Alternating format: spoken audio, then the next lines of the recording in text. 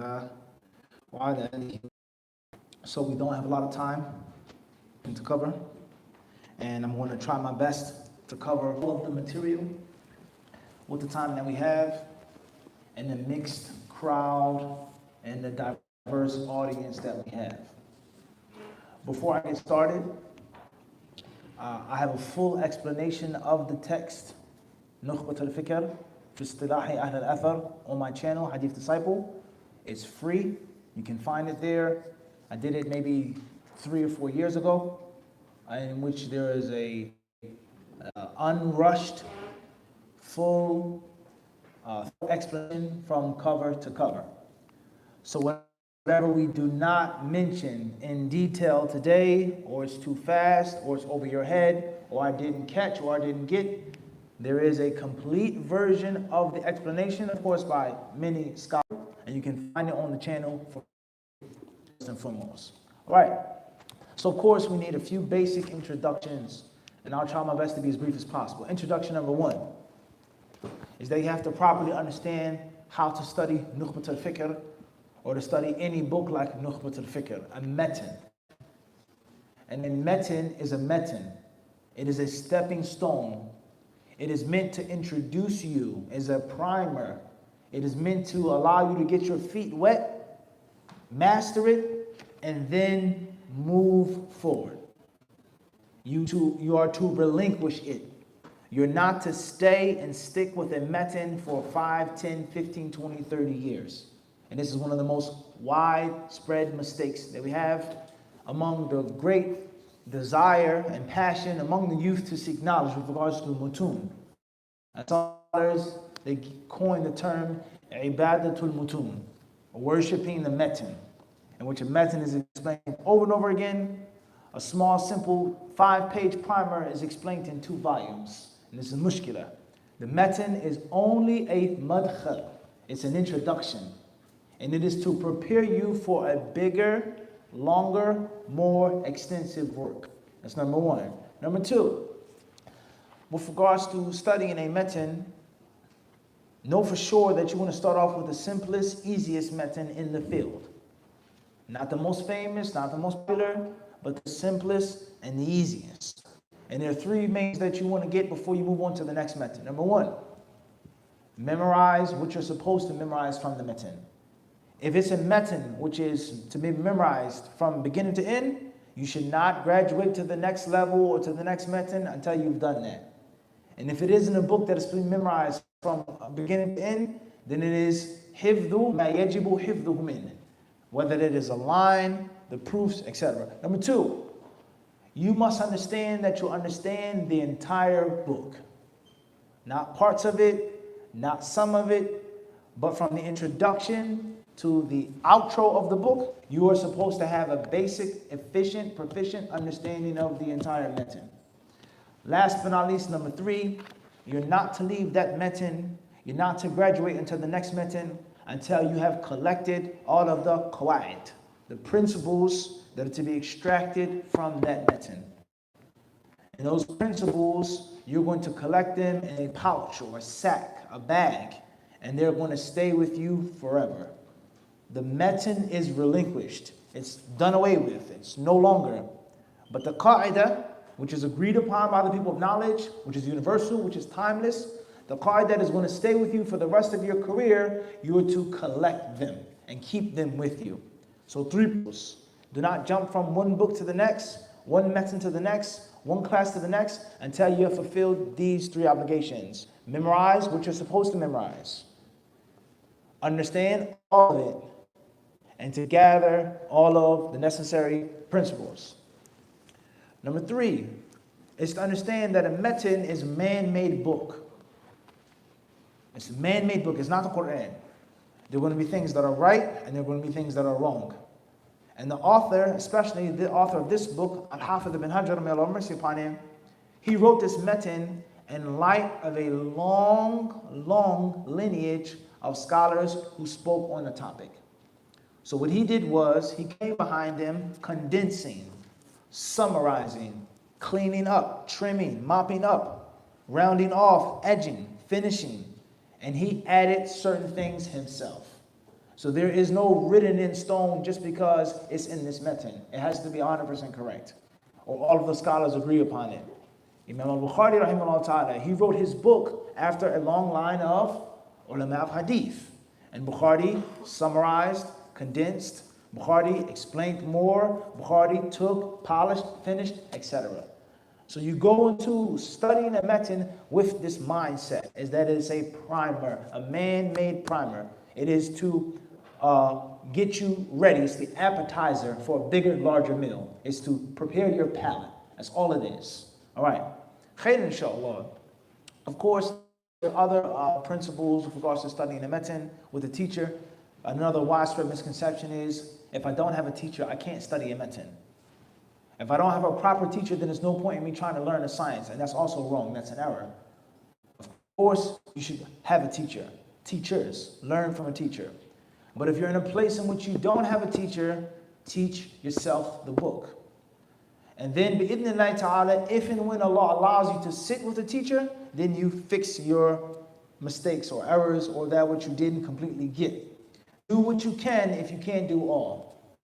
Let alone in 2021, in which it is so simple, so easy to sit on your sofa in the comfort of your own house and study real hardcore ilm. When I was studying 16, 17, 15, when I first was introduced to sciences of hadith, there was no YouTube. There was no archive.org. There was not this website and that website. There was no Apple, iPad, iPhone. There was no cellular data. It didn't exist. The internet was dial-up. You had to go to a specific place at an extremely slow speed, etc., etc. So the things that you guys have, and I previously mentioned, at your fingertips, we would fantasize about, we would dream about. I can take an entire book with a complete explanation from 5 different teachers, 10 different scholars for free on YouTube. We didn't have that. So nothing prevents you from learning properly and studying properly with regards to the mutun. Me personally, one of my students, one of my disciples in New York City, we're doing a lecture about maybe 5 years ago. We're in 2021, I can't remember the exact year, maybe 2017, maybe 2018, maybe earlier. He said, a beautiful statement, he said, let's just say he said in 2021. He said in 2021, ignorance is a choice. Ignorance is a choice. Back in the day, only certain people had access to knowledge. This is a reality if you read history. There are many religions, countries, races, cultures in which women did not have access to knowledge. It was a known fact. For a woman to seek and to learn was extremely difficult. Men monopolized and dominated the knowledge, and she wasn't allowed to learn. Who can say that in 2021 now? Your husband says don't study. Your father says don't study. Study right here. I learn right here. No one can stop you from that. And the past, back in the day, if you weren't of a certain degree of lineage and genealogy, if you weren't noble enough, you couldn't learn knowledge. People were peasants. They were from the peasantry. They worked on the farms all day. They were fishermen all day. They worked in the mines all day. They were chopping down trees in the woods all day long. They were in the marketplaces trying to make ends meet all day long. They didn't have the time to seek knowledge, and if they wanted to, many teachers in different religions, Islam included, they didn't allow them to learn because you're a peasant, right?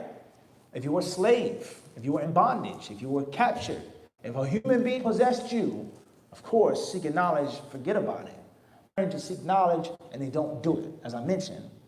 So you have to understand that ignorance is a choice, and there's no reason why you cannot study, learn, and benefit from the sciences of hadith without a teacher in 2021. That's the point I'm trying to make, all right?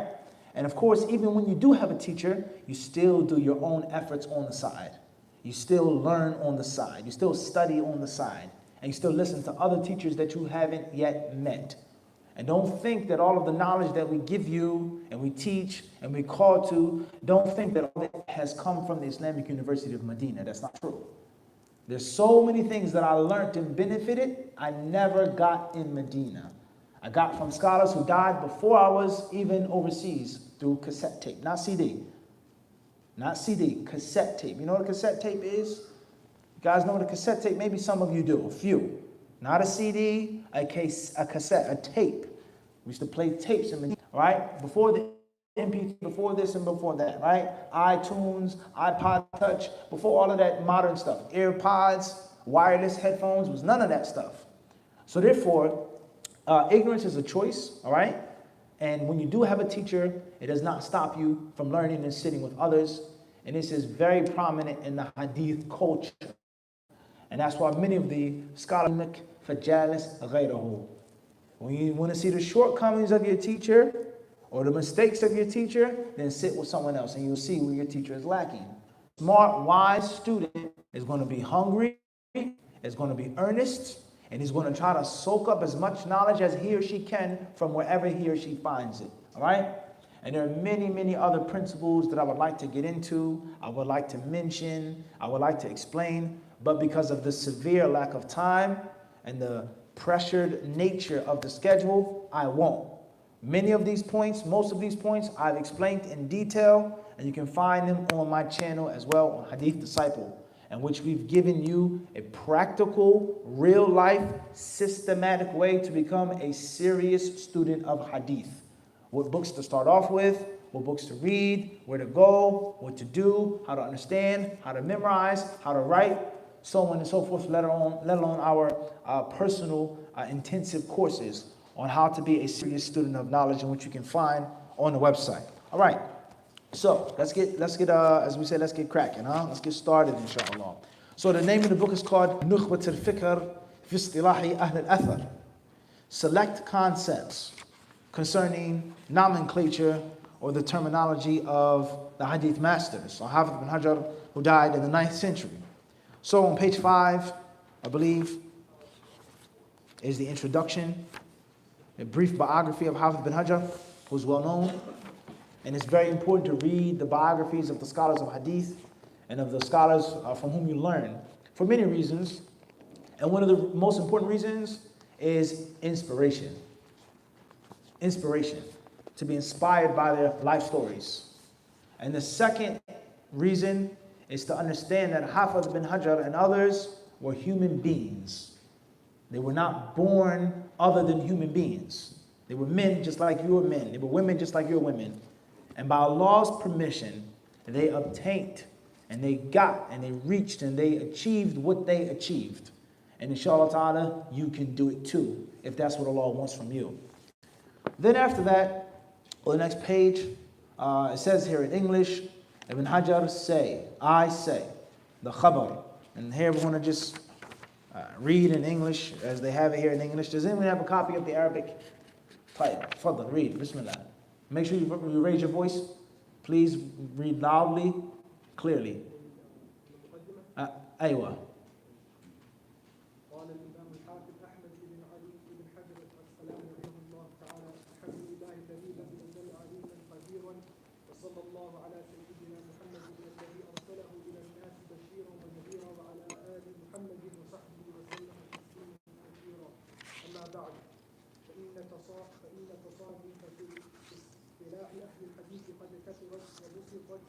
فاختصرت فسألني بعض الإخوان أن ألخص له المهمة من ذلك أجتهد إلى سؤاله رجاء الانفراج بتلك المسائل.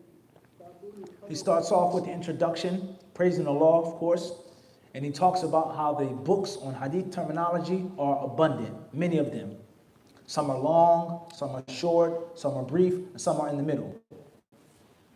فسألني بعض الإخوان أن ألخص له المهم من ذلك. So one of my brothers asked me, meaning his student, Az-Zarkashi, rahimahullah. And one last point that I forgot to mention of the introduction is that with a mixed crowd like this, I try to break down the class or the lecture into 3 main categories. The first category is a simple, basic mode, ease. The majority of the class, everyone will get something and they'll learn. And inshallah, everyone, if you want to learn, will get the majority of it, even if it's 60%, which is a high ratio, 70%. Category number 2 are the students who are in the middle. They're in the middle. They've studied a text or two on the subject. They're a little advanced, but they're not super advanced. They're not that far ahead, but they're above the basic ABC level. And every now and then, bi'idhnillahi ta'ala, I would try my best to give a good percentage, a good slice of higher and advanced benefit. Category number 3 are those who are actually advanced. Those who have studied, those who are smarter, who have greater memory. They're younger, they're more experienced, and they want, inshallah ta'ala, some real good stuff. Some really good advanced fawaid, laqa'if. And it's very important for me to give something to those brothers and sisters, even if they're the minority, because what's the purpose of you sitting with me and learning with me if I'm going to say the same exact thing that everyone else is saying? It's a waste of time. If I'm going to keep repeating and reiterating and I'm not going to give you anything special, there's no point in you sitting with me. So therefore, those who are beginning, those who are in the middle, and those who are ahead of the pack, the advanced, bi'idhnillahi ta'ala. And from that is that fa'idah was meant by فَسَأَلَنِي بَعْضُ الْإِخْوَانِ أَنْ أُلَخِّصَ لَهُ الْمُهِمَّ مِنْ ذَلِكَ. Zarkashi rahimahullah was a great scholar, asked me to write your own book, teacher, on Mustalah al-Hadith. Listen to this statement now. Ibn Hajar says, رَجَاءَ الْإِنْدِرَاجِ فِي تِلْكَ الْمَسَالِكِ. And the only reason why I answered, and I complied, the only reason why I said I'll write my own book, because there's so many other books, رَجَاءَ الْإِنْدِرَاجِ فِي تِلْكَ الْمَسَالِكِ, is that I want to mimic and imitate those great scholars who came before me. And perhaps, bi'idhnillahi ta'ala, I'll get some of what Allah gave them, of reward, of the tremendous virtue of writing about the deen, the sunnah, supporting and maintaining and propagating the sunnah. And this is something that we need in 2021 in America. You have to have hopes and expectations. If you're not a scholar, aspire to be one. If you're not that smart, aspire to be smarter. If you're not that pious and studious, aspire to be more pious and to be more studious. And you never know what Allah has in store for you. And I can tell you, with the little bit that I have, that Allah has given me, that I'm grateful for, when I first started studying the sciences of hadith, I did not have a teacher. And I taught myself Bayquniya. I was in America, not in Medina. I taught myself the metin. And there were things that I got and I understood. And there were many other things in the book that I did not understand, and I thought that I would never, ever understand. At-Ta'liqat al-Athariyya of Shaykh Ali al-Halabi, rahimahullah. That was the book I was teaching myself from. And I thought I would never get this. I would never understand this qism or this taqseem or this ta'rif. Wallahi, I remember being on a subway, the Orange Line in Philadelphia, riding from one place to another with the book, teaching myself. And there were certain things I had to read 2 or 3, 4 times, try to make myself understand. And now, look, here it is. In 2021, I'm sitting in front of you in a whole different state, teaching it and explaining it. So you never know what Allah has in store for you. All right? So, Hafiz bin Hajar rahimahullah ta'ala, he says, فَأَجَبْتُهُ إِلَىٰ سُؤَالِهِ وَرَجَاءَ الْإِنْدِرَاجِ فِي تِلْكَ الْمَسَالِكِ. So I answered the question, I gave him what he wanted, and I have summarized into the following points. فَأَقُولُ. He starts by talking of al-khabar, hadith, how hadith reaches us, how some information reaches us. Khabar, hadith, or athar. In other words, the Prophet ﷺ, he lived over 1400 years ago. So how do we know what he said? Where do his words come from? How have they reached us in Minnesota in 2021? The Prophet lived a very long time ago in a very distant land. How does news reach us? He mentions how it comes. So it says here, Fadl, al-khabru,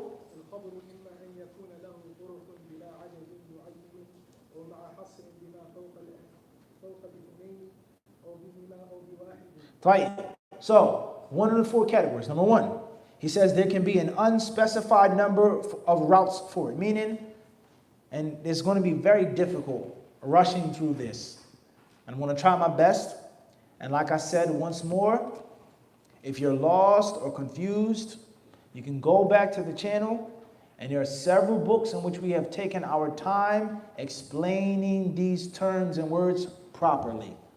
Bayquniya, Tadhkira, Taysir Mustalah al-Hadith. We explained these books, breaking these things down the proper way. So just bear with me if something goes over your head or you don't get something or you find it that is confusing. So he talks about a khabar, a report. It's going to come through an abundant number of narrators. Or it's going to come with a specific limited amount of narrators. So many people told us what happened. So many people reported what happened. Or only a few people told us and reported to us what happened. 3, 2, or 1. An abundant number in which there's no point in counting. So many people all came and said the same thing. There was a major car accident on the road. 10 people, then 20 people, then 30 people. It went what? We say viral. Right? There's no point in mentioning the number. It's viral. Right? And if it's viral, it makes no sense to look at the trifling numbers of the people who said it. Correct or incorrect? In the social media age. And if it's not viral, then we say a large number of people told us about it, but we know how many they were. And it could be 9, 10, 7, 12, etc. And if it's not that, then we say 3 of them. And if it's not 3, then 2. And if not 2, then at least 1. That is how news reaches us. News of the Prophet ﷺ, or in reality, any type of what? News. That's what's meant by khabar, information. Were you there at the car accident? You weren't. You were in a gymnasium. How did you know that there was a bad, fatal car accident except that someone brought it to you? And the person who brought the information, he or she may not have had an eyewitness to it as well. I got it from someone else. The person that was in the car that didn't die told this one who was on the side of the street, who told the police officer, who told the ambulance worker, who told the brother who came to the masjid. Everybody understand this? So that's what's meant by khabar, a report or information.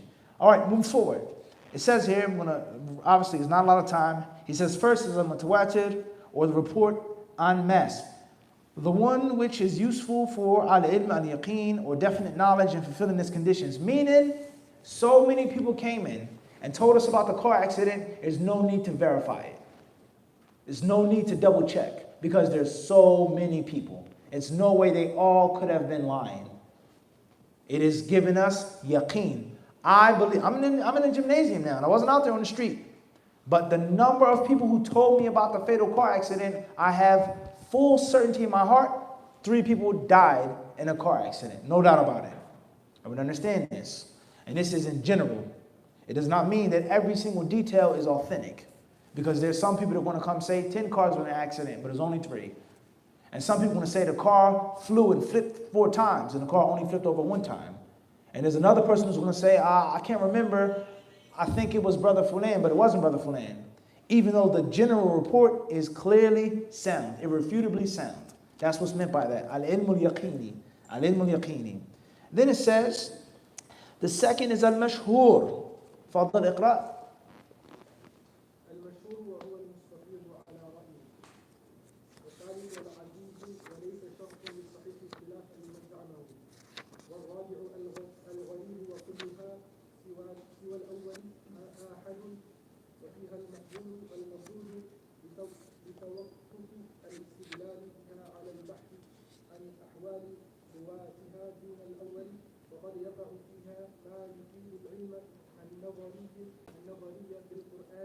بالقرائن على المختار ثم الغرابة إما أن تكون في أصل السند أو لا. فالأول الفرد المطلق، والثاني الفرد النسبي ويقل إطلاق الفرد عليه وخبر ويقل إطلاق الفردية. تفضل.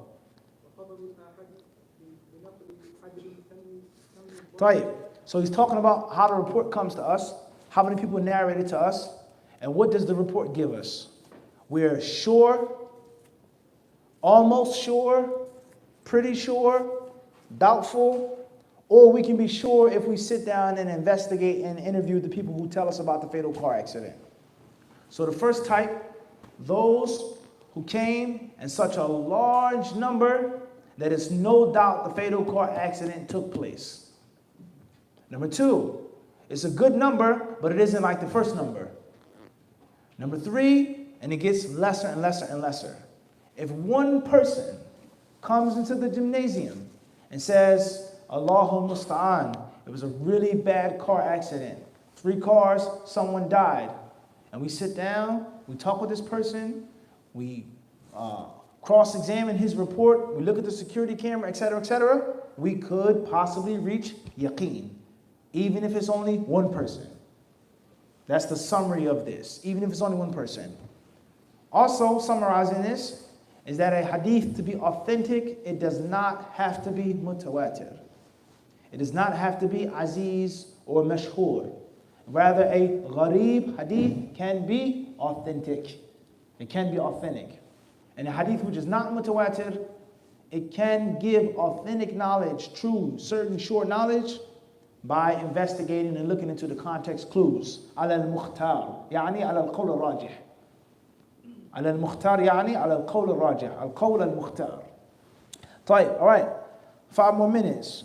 Moving forward, he then talks about al-gharaba, a hadith which only has a sole reporter, or it's only one person in the chain of narration. Like I just gave the example, one person comes in and tells us about the car accident versus 20 people coming in and telling us about the car accident. If it's only one person, does it automatically mean that it's a lie? Does it automatically mean that it's false? No, it does not. But we have to use more precaution in verifying it. 20 people telling you about a thing is not like one person telling you about a thing, even though 20 people could be 20 liars. And even though 20 people could see something and bear witness to something, but they could be mistaken. They could be mistaken. They thought it was a fatal car accident, but in actuality, it was just bad injury. No one died. And there are many examples of this in history, different controversial issues. They say so many people saw the crucifixion of Christ. So many people, it's reported by tawatur. Does that mean that that was actually Christ on the cross? But it doesn't necessarily negate that a lot of people saw what they thought was the crucifixion of Christ. Mathalan, understand? So this is what Hafiz ibn Hajar is talking about here. For the advanced students, the beginning of this text is an example of different sciences meeting and merging. And this is ilm al-hadith along with ilm al-usul, ilm al-fiqh, and unfortunately ilm al-kalam. And that's for, I said, the mutamayyizeen, the advanced students. And this introduction here is not necessarily from the way of Ahl al-Hadith. Al-Imma, the earlier ulama, ليس عندهم هذا شيء. هذه لا الاصطلاح, not the terminology, nor the concept. And obviously, Hafiz ibn Hajar died in the 9th century, and he came along and he wrote his book during a time in which the Islamic sciences were not like how they were in the 2nd, 3rd, or 4th century. Gharib hadith. And then, obviously, we won't have to stop here. He discusses what makes a hadith sahih. What determines for hadith to be authentic? Meaning that isn't mutawatir, that isn't reported by mass tradition. And that's because we said that the hadith that's reported by so many narrators is automatically what? It's automatically what? What did we say? It's automatically authentic. It's automatic because it's so many people. So if it is not of that large, monstrous, gargantuous number of narrators, then it must fulfill conditions. It has to fulfill shurut, standards, in order for a hadith to be authentic. So for one brother, 2 brothers, 3 sisters to come into the gymnasium and tell us about a fatal car accident outside, that one brother or those 2 brothers or those 3 sisters, they have to fulfill what? Conditions. And if they do not fulfill those conditions, then we cannot accept what they said about the fatal car accident. As far as if 500 people come in all at once, running for their lives, there was glass everywhere, it's smoke, the car caught on fire, oh my God, subhanAllah, it's a horrible car accident, then there's no need for us to verify that, what? Report in general. 2 people come in, 3 people come in, 1 person comes in, 5 people come in according to this, then there's a need to sit down and say, oh yeah, what type of car was it? Did the ambulance come yet? Did someone contact the police? If we know that this brother has a mental illness, his mind is disturbed, we can't necessarily take what he says. Unfortunately, if we know that this sister is a liar, she lies a lot, we cannot take what she says necessarily, etc., etc. There's another brother whose memory isn't the strongest. He's always losing his car keys. Always loses his car keys. You go with him to the supermarket, he can't remember where he parked his car. You ever look for your car when you come outside the supermarket or Walmart? You have to look for your car. Some brothers may look for the car for 30 seconds. Some people know exactly where it is, and some people, every single time, they forget where they park. Their memory isn't the sharpest. So we can't just blindly take what that person said about the fatal car accident. And this is what's known as shurut, the conditions of khabar al-wahid al-maqbool. Is a sole report being authentic. I would understand this. Of a hadith that is authentic, which is not mutawatir. And if it isn't mutawatir, according to Hafiz ibn Hajar, then it is ahad. And if it's ahad, then it has to be passed through the lens, the microscope of conditions. That's what he's talking about on his page. And inshallah ta'ala, hopefully, in the next class, we can get into this and try our best to explain it with a little bit of time that we have. I think we have a minute or two left. Are there any questions on what we mentioned? Are there any questions? Are there any questions on the class? Fadl akhi. How many people are needed for a mutawatir report? It's a very long discussion, and there is no definitive answer. Some scholars may say 12, some may say 70, some may say 300. Some may say 50, some may say 40. And all of these different views and opinions, which are not based off of clear dalil, prove the weakness of that qawl. It proves that it isn't strong. And many people, they think when there's an abundant amount of versions of a thing, is that it makes the story strong. But in actuality, when there's so many different versions, it proves yadullu ala waha shay. Okay? So there is no specific number. Many scholars, they say 12, some say 70, and some ulama, they say al-adad alladhi yufidu al-qata' wa yufidu al-yaqeen. لكن ما هذا العدد يختلف من شخص إلى شخص. أنت قلت 70 وأنا قلت 50 وهذا يقول 300. All right? Some people say 50 people, then I feel at rest. Another person says, no, 50 people could be lying. I need 300 people. So there is no specific number. Those are the different statements of those scholars, and not to go too far or to make confusion, but as we have explained in detail, these different views prove is that introduction and that concept is foreign to ilm al-hadith. And that's from the people of kalam and the people of usul. Wallahu a'lam. Go ahead, akhi. Matan. The word matan, what does it mean? In Arabic or like a book? In English is a small text, a primer, a pocket book, a book which is meant to be your guide, a brief manual, not too big, not too fancy, but a simple ABC guide to introduce you into the field. And this is very important, guys, to understand that in all fields of knowledge and expertise, there is a beginner's level. There's a beginner's level that is meant to introduce you to the field. And once you are introduced, you're supposed to, of course, not an Islamic book with Allah's name, but the concept, you're supposed to shred the book up. And the only reason why you want to keep your first beginner's manual is for nostalgic reasons, memory. Other than that, the small basic beginner's book that you studied is useless. You're not going to hold on to hooked on phonics. It's done. You know basic phonics. Cat, bat, rat, hot, hit, that's it. Pop, pan, that's done. And the same applies to studying mutun in Islam. You got the basics, you learned it, now do away with it. Wallahu a'lam. Khair, inshallah, that's all the time that we have. Thank you very much for your attention. Allahu a'lam. Assalamu alaikum wa rahmatullahi wa barakatuh.